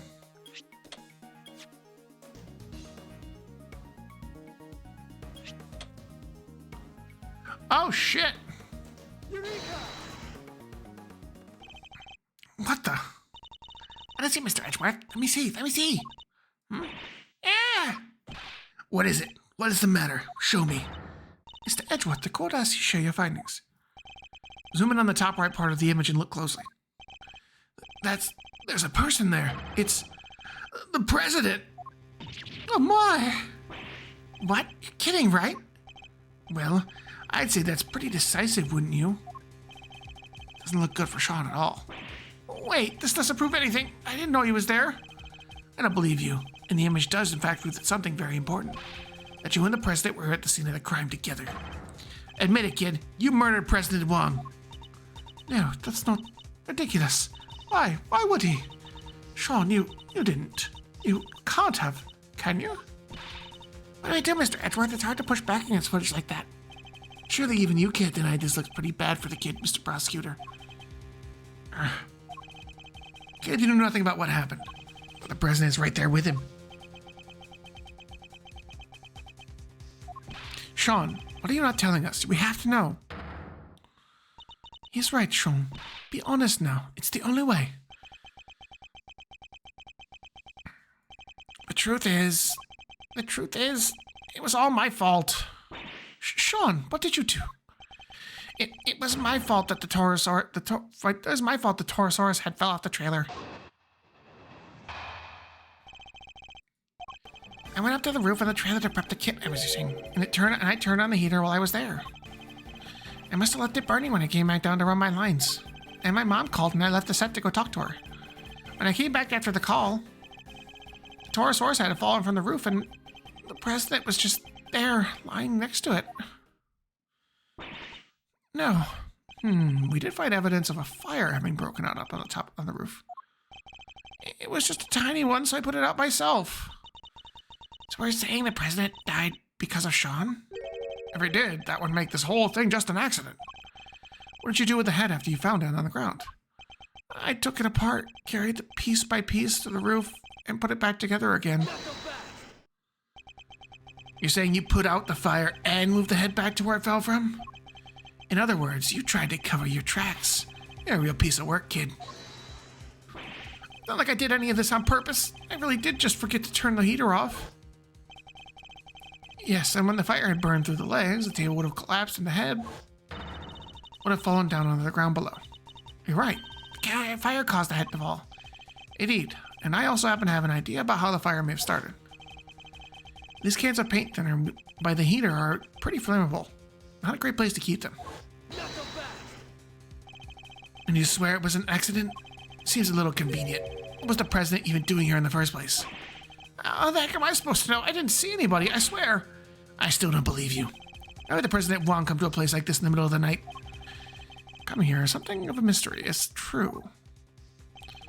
He met Josh Cavallo up on the roof 2 nights ago. He was also here on the movie set last night. Did he come to meet Sean? I'm going to go over the boy's statement very carefully indeed.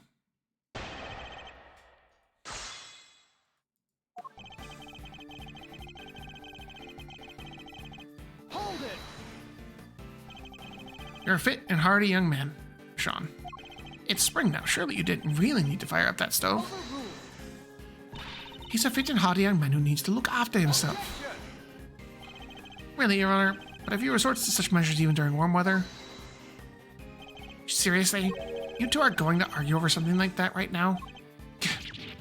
He's right, of course. Made your point, Sean. But I've told you before to watch how you talk to people. He was criticizing you as much as he was me, Your Honor. Yes, Mom. Anyway, where was I? Still left it burning when I came back down to run my lines. Hold it!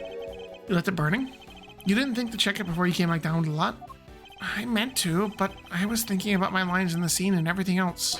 It's not my fault I forgot. Everybody forgets stuff. I sure do. So much stuff.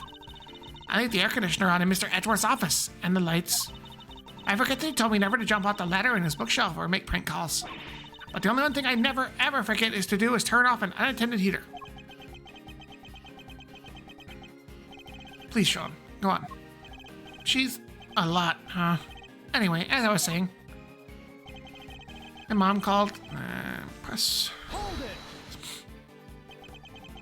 It was in the middle of the night, and the set was deserted.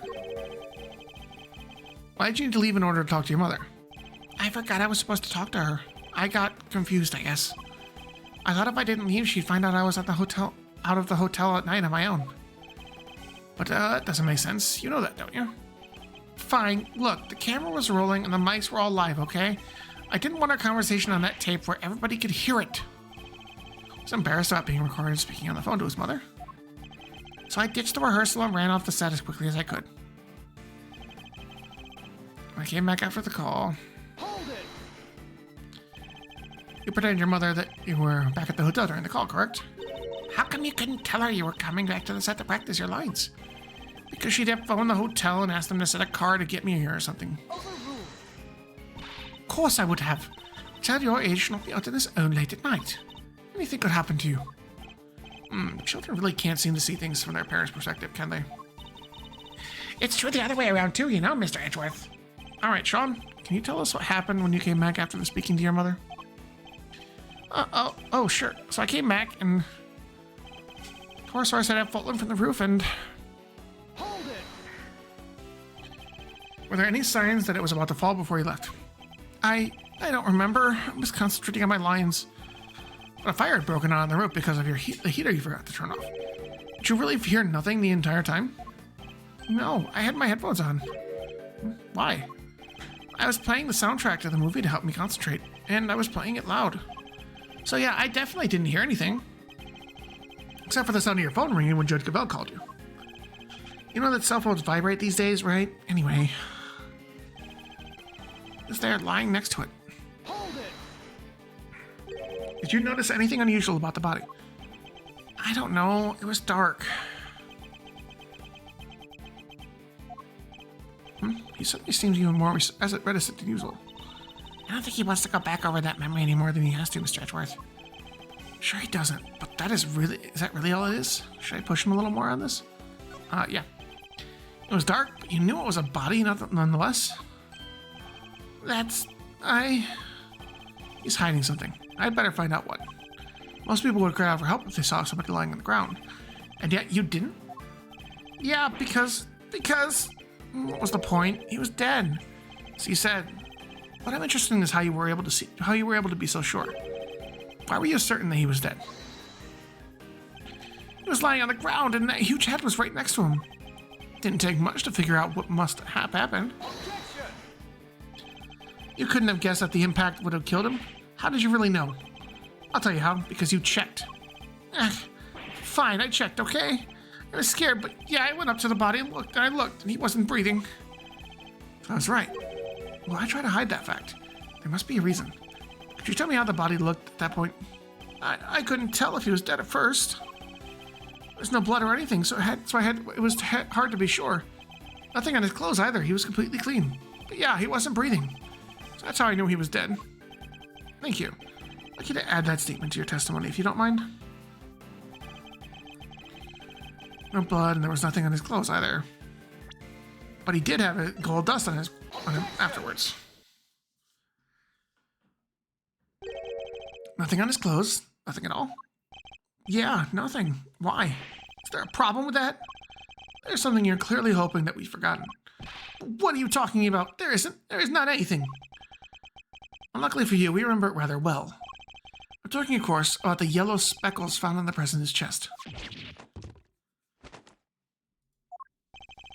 You studiously avoided mentioning them throughout your testimony. An absence I find suspicious, to say the least. I hope for your sake, you have a satisfactory explanation.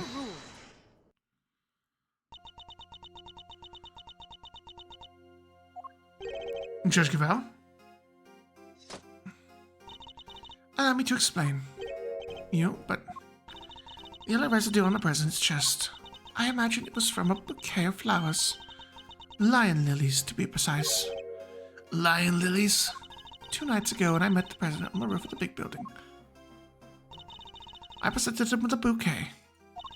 They're a type of lily with large yellow petals.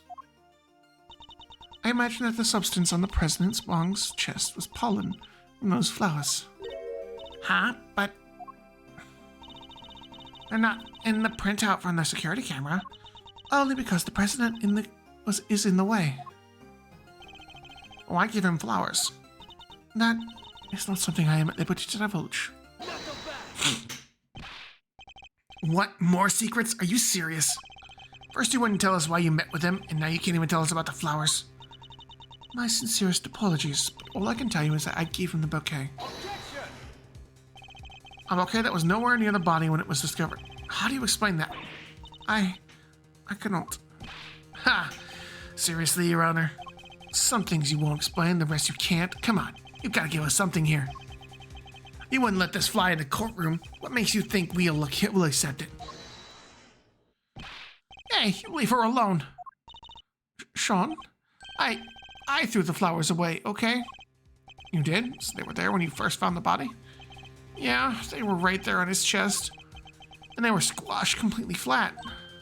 Oh, guess that makes sense, right? They would have gotten crushed along with the president. And the pollen would have been smeared across his jacket from front. It does explain things rather neatly. But why remove the bouquet and dispose of it? No reason. He's almost as evasive as his mother.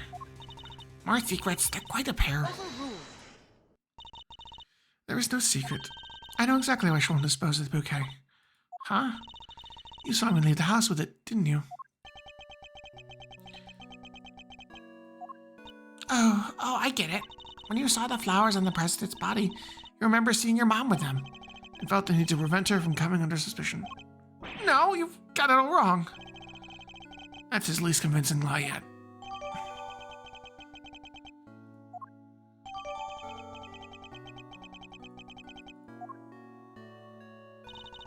I often decorate our home with lion lilies. I imagine that's why he remembered. So the flowers his mother was carrying showed up on the president's body. And because of that, he got rid of the bouquet and kept quiet about having discovered the corpse.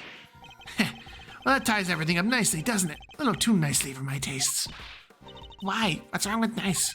I guess you forgot, huh? The kid also told us that he was responsible for the head falling in the first place. Yeah, he did, but... So he's still our only suspect. The finger of the suspicion still seems to be pointing firmly at Sean's direction. However, wait. I can think of a far more likely culprit than the boy. What? Who? The person who was holding Sean captive until only a short while ago. That's right, we had to rescue him from a warehouse refrigeration unit down by the harbor. A refrigeration unit in a depot? Yeah. Luckily, it wasn't switched on. Poor kid might have frozen into a popsicle otherwise. He was doing his best to call out for help, which is how we found him. The sedatives had worn out by then, but he was wide awake and plenty loud. Sedatives? Isn't that what you were given too? Yep, we found the bottle on the floor of the unit. It was even the same brand. 3Z's. Apparently it's super strong. Well, Agent Lang, surely this suggests that Sean is a victim, not a suspect. Somebody else was responsible, and I think they've been behind all of this. Oh yeah? And this secret mastermind of yours was here last night too? That I can't yet say. Ha! It's not like you to be so vague, Mr. Prosecutor. Sadly, we just don't have anything to tie our mysterious kidnapper to the murder of the president. Is there anybody else? Somebody other than Sean who could have committed the murder?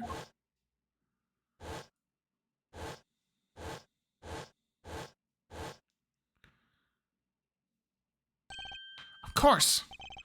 So I was right. The kid is still our only suspect. Not quite. I can think of another. What? Somebody who we just recently proved was right here on the movie set last night. Chairman Winner. You think he killed President Wong? Why not? We've only proven that he was present. And if he was here, he's a viable suspect as anybody else, wouldn't you say? A Winner. Could he really have? It's certainly another possibility to consider. 12 years ago, he was... Number again. Look, a lot happened, okay? This was all 12 years ago or more. My father and the president being friends, our family being the only ones who kept him safe. Lang, like the Lang from 12 years ago. Yep, good to see that you're finally about to pay for your crimes. Even if it did take a while for you to get what was coming to you. Lang, what happened 12 years ago? It's nothing to do with you. I think it has everything to do with me. It's clearly connected to this case. So fast. And you can prove that, can you? Go ahead, show me some proof that what happened 12 years ago has anything to do with this. Proof? You can't prove it. This conversation's over. Does any of the evidence we collected show a link between recent events and those 12 years ago?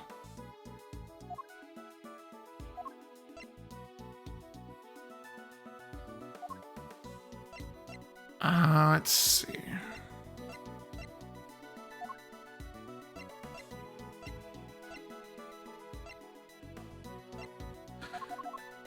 The only thing that says 12 years ago is the fucking... Take that. And taking a look at this for me, yeah, I don't think it's it. It's not it. I'll put it away, Mr. Prosecutor. And she says, the sun sets quickly in Zangfa, which means you don't have time to deal with meaningless realities. Come on, we have to take a look at all the evidence we gathered. We seen something about 12 years ago written down somewhere?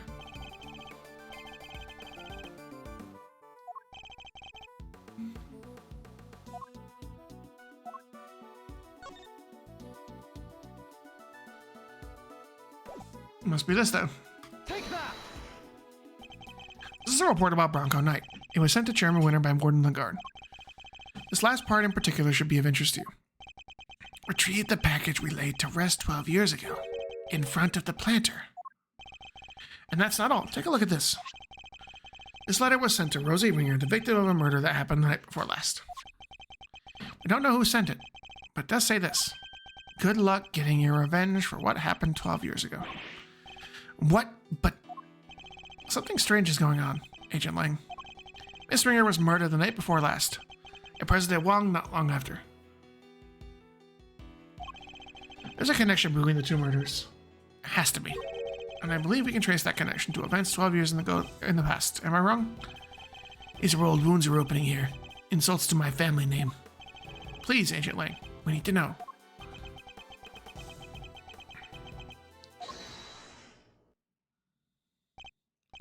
Who on earth was that? Shifu! Huh? What are you all doing here? Came to find you, sir. We heard you were looking into the incident from 12 years ago. Idiots! I'm not your boss anymore. Go back to your duties right now. We can't do that, sir. What? You're disobeying a direct order? Please, sir, I'm begging you. We all are. You have to reopen the investigation into the SS5 incident. We know you can't let it go until you figured out what happened, and we can't either. Well, Agent Lang, it seems your former underlings want the events of the past explained too. Think it's that easy? You could solve the case just like that? I think we can, together. Ha! Well, alright then. Offer accepted. Yes, Shifu, Shifu, Shifu! Nice! I guess it's my turn to step up. I'm sorry, Kay? You're looking into a case from the past, right? I just happen to have something that'll help with that. Oh, you mean Mr. Thief? I sure do. If you can give me the details of the incident, I can rustle up a little simulation for you.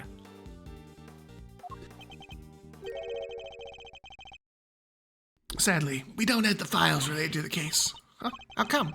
Access to those files is restricted. They're top secret. Really? Why?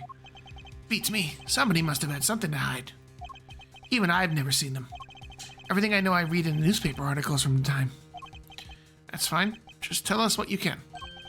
Alright. The SS5 incident happened on a winter's day 12 years ago. February 10th to be precise. Your police received a call directly from the kidnapper. I've got the president of Zangfa. So he was kidnapped? Yeah, SS5 is the official destination of the president's kidnapping case. The kidnapper wanted $100 million. $100 million? How much money is that? More than you can imagine, it seems. The last person to see the president that night was my father. They were together at the embassy of Zangfa until midnight on the 10th. And nobody knows what happened with the president after that until he was kidnapped. Our government did everything they could to scrape together the money. They were desperate to save him. And in the end, they succeeded. The money was handed over, and the president came home safely. So President Wang was head honcho even back then? Wow, go Mr. President. Heh, the length of time he stayed in power isn't even close to the most impressive thing about him. He was clearly very fond of the President Wong. I assume the kidnapping was thoroughly investigated? It was, but the investigation was top secret, and as was the trial. The trial? So a suspect was arrested? Yeah, none other than our friend Fifi Lagarde. What? Is that why you visited the prison? It is. I was put on whatever you might call an extended leave from Interpol. Though I thought I'd use the time to look into what happened 12 years back. I wanted to see who I was dealing with. She was found not guilty then, wasn't she? Yeah. My father in charge of the president's security at the time. But they held him responsible for the kidnapping and stripped him of his duties as presidential bodyguard. Thank you, Uplinks. I appreciate it.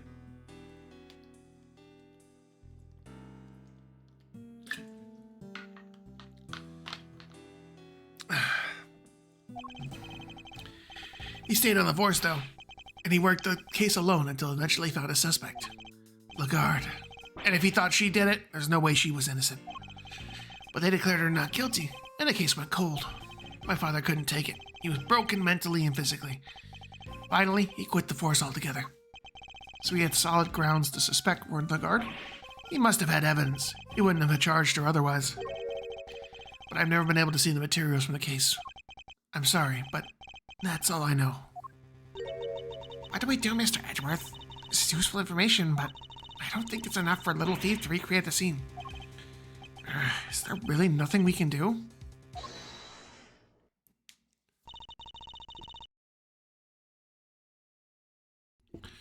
You look like a good as Anne. Who's this now?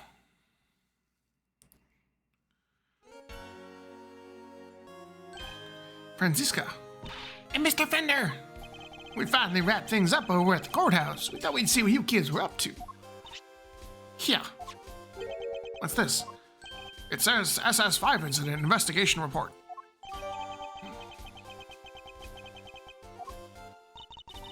If Fifi Lagarde mentioned an incident from 12 years ago earlier, I couldn't help but wonder. So I've decided to look into it, and this is what Interpol provided. Nice work, Franziska. Don't get the wrong idea, Miles Edgeworth. You're no longer a prosecutor. I didn't do this for you. I did it so that a colleague could serve his father's final case. I owe you, sis. But everything related to the SS5 incident was supposed to be top secret.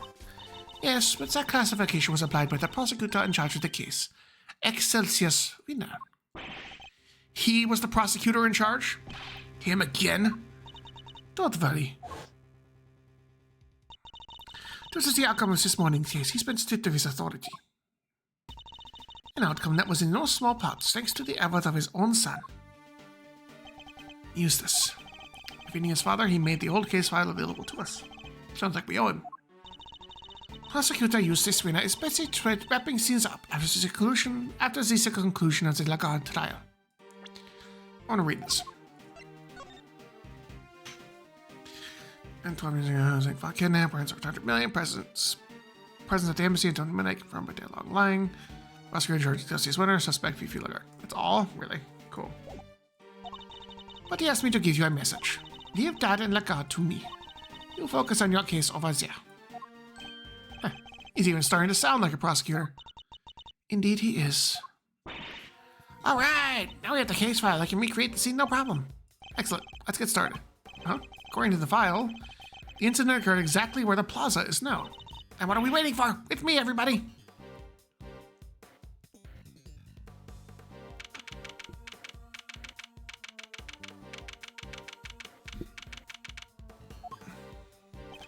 Alright, Kay, if you could set Mr. Thief in motion. Sure, looks like there's more than enough here. Lurk with. Where do you want to start? Question. Let's see. Seems there was an eyewitness. A freelance journalist by the name of Alf Aldown. Apparently, he was killed by the culprit for witnessing the kidnapping. So this is where he saw it all happen, huh? Here? Is it that big building? No, construction of the big building only began a year ago. Before that, it had been a piece of abandoned property. Before that... now we're getting to the stuff I know. 12 years ago, this place would have been... the Happy Family Home. Like for retired people? No, it was a place for children without parents. An orphanage, in other words. president was kidnapped from an orphanage? Yeah, and the place was run by Fifi Lagarde. She called it her happy little home. As the proprietor of the institution, I suppose it's understandable that you came under suspicion. President Wong, Excelsius Winter, and Warden Lagarde. Surely the SS5 incident must be related to our current case. Kay, could you enter the data relating to the murder of Mr. Aldown? Seems sensible to assume that he was killed by whoever kidnapped the president. So if we solved the murder, we solved the kidnapping. Nice. All right, we're counting on you.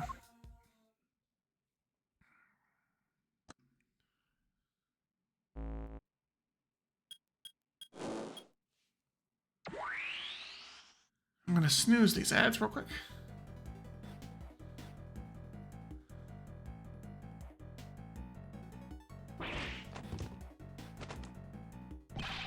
What the heck is this? When did it grow? When did I grow to become so blasé towards people's reaction to Mr. Thief? What we're seeing here is a front yard of the orphanage as it was 12 years ago. At least as far as the police reports describe it. Yeah, this is how it looked when I started investigating at 7 a.m. in the morning after the murder. It seems that it had been snowing. Yeah, from what I heard, the footprints wound up being pretty important evidence. The snow fell in the daytime of the previous day. In other words, before the incident occurred. Meaning that none of the relevant footprints would have been obscured by new snow. I think we'll need to pay these footprints special attention.